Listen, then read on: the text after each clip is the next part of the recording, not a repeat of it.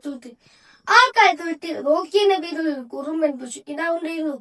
എല്ലാവരും ശല്യം ചെയ്യുന്നതാണ് പ്രധാന വിനോദം. ഒരു ദിവസം രാത്രിയിൽ ആ കാലിത്തൊഴുത്തിലേക്ക് രണ്ടുപേർ കടന്നു വന്നു. അതിലൊരാൾ ഗർഭിണിയും ക്ഷീണിതയും.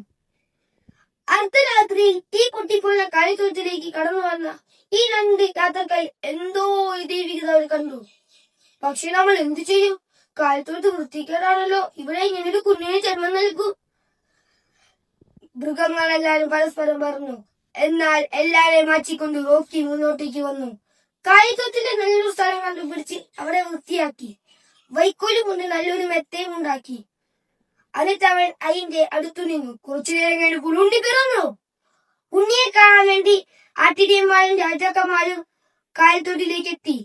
ഉണ്ണിയാകട്ടെ റോക്കിയെ നോക്കി ചിരിച്ചിരുന്നു. പാഠം: നന്മ പ്രവർത്തിക്കാൻ സാധിക്കുമ്പോഴേക്ക് നന്മ ചെയ്യുക. നന്മ പ്രവർത്തിക്കാൻ സാധിക്കുമ്പോഴേക്ക് നന്മ ചെയ്യുക.